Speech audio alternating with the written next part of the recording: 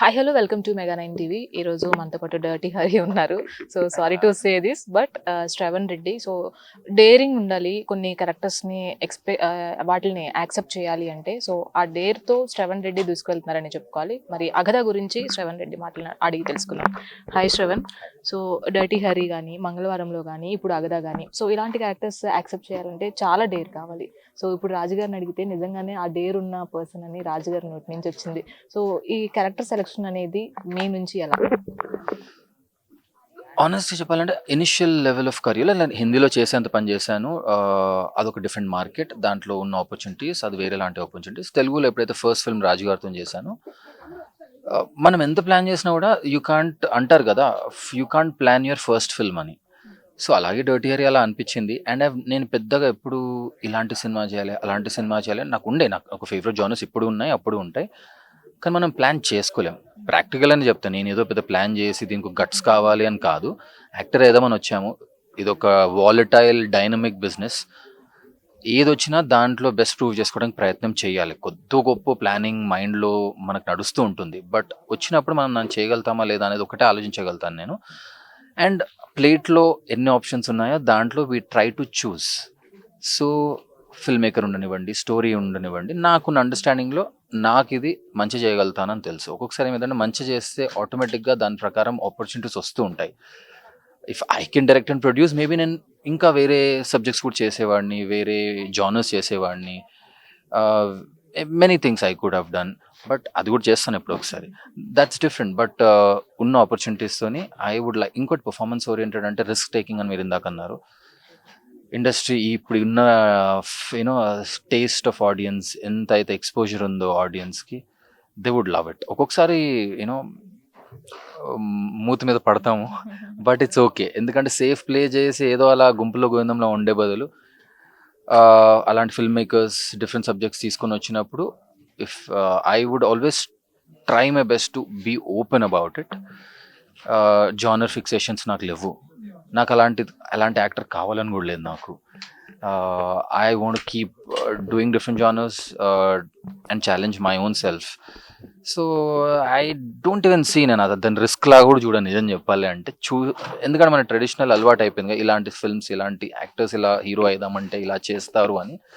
తప్పలేదు దాంట్లో కూడా. But I just don't want to play safe. Audience taste అనేది నిజంగానే ప్రతి సినిమాకి వాళ్ళ టేస్ట్, ఈ సినిమా చూసిన తర్వాత సినిమాలు ఇలా ఉండాలి, ఎంగేజింగ్ ఉండాలి అని మారుతూ వస్తుంది. మీరు చెప్పినట్లుగా ఫుల్ మీల్స్ లాంటి సినిమా అందిస్తేనే వాళ్ళు యాక్సెప్ట్ చేస్తారు.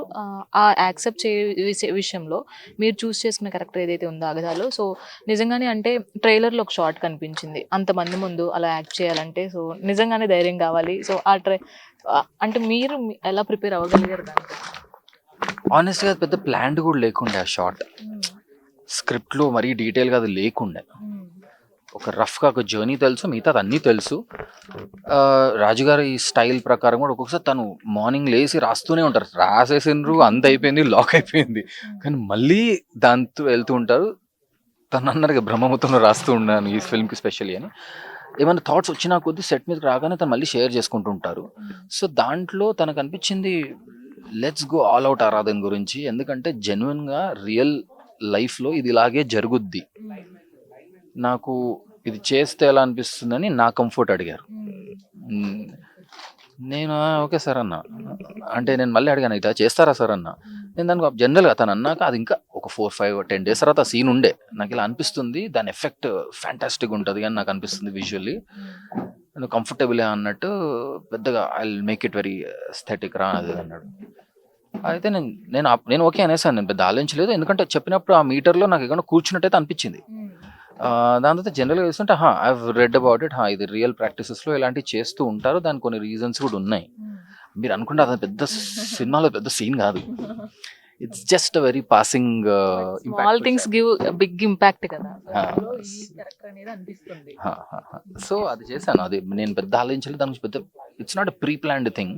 మూమెంట్లో తన కన్విక్షన్లో తనకు వచ్చిన ఇన్స్టింక్ట్లో ఒకటి షేర్ చేశారు, నేను ఫ్లోలో వెళ్ళిపోయాను అంతే.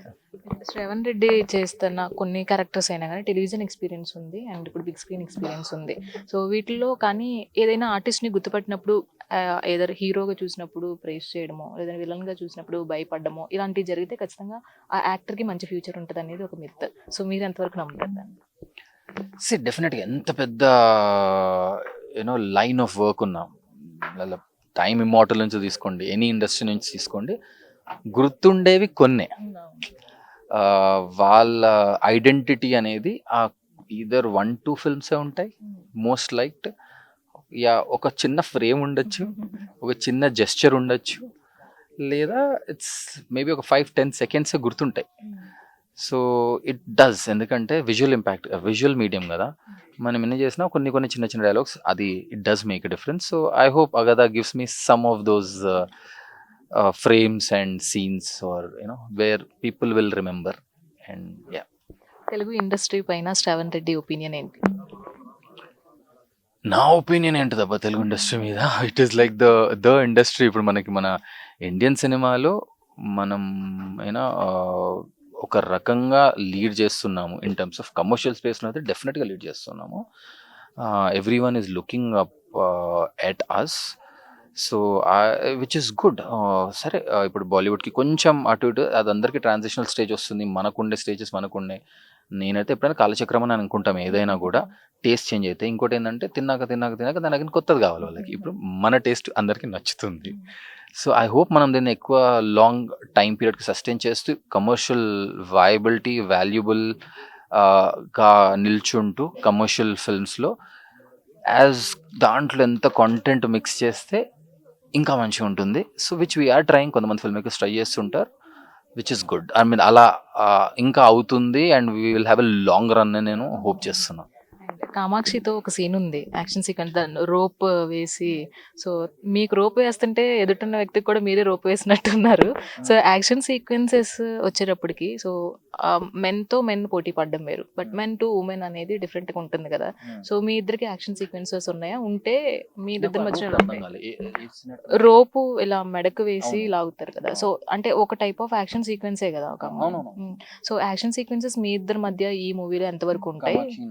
ఉన్నది, ఎస్పెషలీ అది ఒక రెయిన్ ఫైట్ సీక్వెన్స్ ఉంటుంది.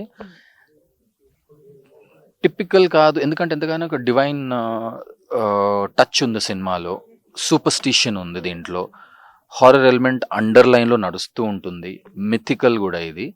సో అలాంటి డిఫరెంట్ ఎలిమెంట్స్తో పాటు రియల్ మనుషులు చేస్తే ఎలా ఉంటుందో ఒక ఫైట్, దాంట్లో ఒక ఇంట్రెస్టింగ్ లెవెల్లో కొరియోగ్రాఫ్ చేయడానికి ప్రయత్నం చేశారు. అది ఒక కొంచెం స్పైడర్ మ్యానిష్, సూపర్ మ్యానిష్ అనుకోండి, అంత కాదు. నేను అనేది ఏంటంటే మోర్ దెన్ హ్యూమన్ పవర్స్తో ఉంటుంది, బట్ దాన్ని వెరీ హ్యూమన్ రియల్ లెవెల్లో ఒక గట్టి ఫైట్ సీక్వెన్స్ అయితే మంచి కొంచెం డిఫరెంట్ ఇంట్రెస్టింగ్ ఉంటుంది. అది యాక్చువల్గా ఫైట్ సీక్వెన్స్ అంటే ఐ వోంట్ సేకి ద సమ్ మ్యాగ్నిట్యూడ్లో ఉంటుందని కాదు, బట్ ఇంట్రెస్టింగ్ ఉంటుంది డెఫినెట్గా.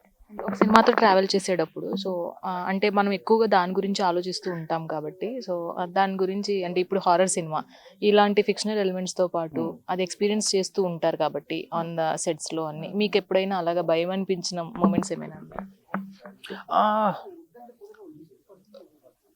భయం అని అనను, బట్ ఒక 1-2 థింగ్స్ అయితే అయ్యాయి. క్లైమాక్స్ సీక్వెన్స్ ఉంటుంది, ఫిల్మ్ చూసినప్పుడు 14th August రిలీజ్ అవుతుంది. By the way 14, 15, 16 long weekend, please వెళ్ళి చూడండి. సో ట్రైలర్ చూడండి, ఈరోజు 3rd Augustకి రిలీజ్ అయింది. క్లైమాక్స్ సీక్వెన్స్లో లాస్ట్లో అయింది, ఒక చిన్న గ్యాప్ తర్వాత చిన్న చిన్న టెక్నికల్ పోస్ట్పోన్మెంట్స్ వల్ల చేశాము. అది ఐ రియలీ ఇప్పటివరకు తెలియదు. రాజుగారు అన్న విషయం చెప్తున్నాను నేను. బేసిక్గా ఒక డైలాగ్ ఉంటుంది కదా, రా కదా రా, టీజర్లో ఉంటుంది. ఆ సీక్వెన్స్లో బేసిక్గా కామాక్షి నుంచి ఇలా వస్తే నేను వెనకాల ఇలా ఉంటాను అనమాట. సో బేసిక్గా ఆ కెమెరా నా మీదకి వచ్చేవరకు 1 సెకండ్ నేను ఫ్లాట్ ఫెయింటే పడిపోయా, అంటే నిజంగా పడ్డాను. అది ఫుటేజ్ ఉంది మా ఫిల్మ్ కెమెరాలో. అదేదో నేను అలసిపోయి ఉన్నానా అంటే అలసిపోయలేను, నాకేమైందో నాకు అంటే అది ఒక విగ్రహం లాంటిది సృష్టించి చాలా రోజుల నుంచి నడుస్తుంది అక్కడ. నేను ఎందుకు పడ్డా నాకు తెలియదు, no reason, I just lost. పెద్ద అక్కడ ఏమైనా యాక్షన్ చేస్తున్నట్టు ఏం లేదు, బట్ ఐ ఫెల్ అంటే blanked out for some seconds and few minutes. కొంచెం ఎందుకు పడ్డా నాకు తెలియదు. సో రాజు గారికి నాకేమైనా అయిందేమో అనుకున్నారు, బీపీ డౌన్ అయిందా, ఇంకేమైనా అయిందా, తినలేదా, వీడు ఏం చేశాడనే టైప్లో అలా అయ్యింది. దాంతో రాజు గారు అక్కడ ఏమైంది అంటే నాకేం అర్థం కాలేదు సార్, ఎందుకు పడ్డా నాకు పడుతున్నాను అర్థమైంది, నేను కంట్రోల్ చేసుకోలేకపోయినాను అని చెప్పాను. దెన్ ఏమన్నా అంటాను బేసిక్గా దెన్ హీ సెడ్ దేవి లాంటి ఇంకోటి కొన్ని ఉండే నేను I told him what was going in my head వాళ్ళు ఏమంటే ఒకటి అయింది పర్టికులర్ కెమెరామెన్ చెప్పడం బాగుండదు. So he said that's good omen and then Devi గురించి మాట్లాడుతూ ఇంకొక ఫిల్మ్ ఇలాంటి చేసినప్పుడు, ఎందుకంటే రాజుగారి ఫిల్మ్ గురించి తను కొద్దిగా ఓడెవర్ తాగి ఆల్కహాల్ అయినా ఇదైనా మొత్తం మానేశారు. ఈ ఫిల్మ్ గురించి చెప్పారు, నువ్వు కూడా వీలైనంత వరకు నిష్ఠగా అంటే ఏమంటారు నిష్ఠంగా అంటారా, నిష్ఠగా ఉండమని చెప్పారు. ఎందుకంటే నువ్వు యాక్టర్ కొన్ని మెయింటైన్ చేయడానికి చేయాలి, బట్ వీలైనంత వరకు అని అన్నారు. So he said this when an structure like this is created, దానికి మనం పూజలు చేస్తున్నాము, నేను ఎన్నో పూజలు చేస్తున్నాను. మార్నింగ్ దానికి ఒక రిచువల్ చెప్పాడు సార్ విగ్రహాలు క్రియేట్ చేసినప్పుడు, ఎందుకంటే దాంట్లో ఒక ఎనర్జీ ఉంటుంది, ఎందుకంటే దాన్ని స్థాపన అంటారు. So you never know and you are playing a character which is kind of trying to do represent think in a certain way from last 7 8 9 months. అది సైకలాజికల్లీ కెమికల్ ఉండొచ్చా, బట్ దేవిలో కూడా అదే అయింది. మా యాక్ట్రెస్కి నాకు ఏమైందని ఒక ఎపిసోడ్ చెప్పాడు, what happened for and why it happened. So ఇది అయింది, దానికి రీజన్ లాజిక్ అయితే నాకు ఇప్పటివరకు తనకి తెలియదు, నాకు తెలియదు. It's just energy some times మన సైకలాజికల్ అయి ఉండొచ్చు. అది యాక్టింగ్ చేసి అని కూడా అనను నేను, ఎనర్జీ ఒకటి ఆ సెట్స్లో అక్కడ అదంతా క్రియేట్ అవుతూ ఉంటుంది. వాళ్ళు ఒక టీమే ఉంటుండే, ఒక నలుగురు, వాళ్ళు ఎలాగ విగ్రహాన్ని టేక్ కేర్ చేసుకోవాలా, దాని చుట్టుపక్కల ఎలాంటిది కాకుండా దాని పూజలు చేయడము. సెట్ ఇది almost becomes like goddess figure or అలాంటిది. So and you are trying to do something opposite as a character trying to do. So it could be anything, I honestly don't know. ఇది ఒక్కటే అయింది, but otherwise I was fine. Thank you and all the very best. Yes Agada. So trailer అయితే సూపర్గా ఉంది. August 14th థియేటర్లో release అవుతుంది. ఖచ్చితంగా థియేటర్కి వెళ్ళి చూడవలసిన సినిమా. సో ట్రైలర్లోనే అర్థమవుతుంది. సో వాట్ మచ్ అంటే ఎంతవరకు మనకి ఇవ్వబోతున్నారు, చూపించబోతున్నారు. ఆ హర్రర్ మూవీస్కి స్పెషల్గా ఒక ఇంట్రెస్ట్ అనేది ఉంటుంది. సో ఆ ఇంట్రెస్ట్ని హర్రర్ మూవీస్లో ఒక సపరేట్ ఫిల్మ్గా అగద నిలుస్తుంది అనే దానికి సో ఖచ్చితంగా ఈ 14th ఒక ఆన్సర్ వస్తుంది. సో శ్రవణ్ రెడ్డితో face to face. Video journalist రానాతో రాణి, మెగా 9 టీవీ, హైదరాబాద్ నుంచి.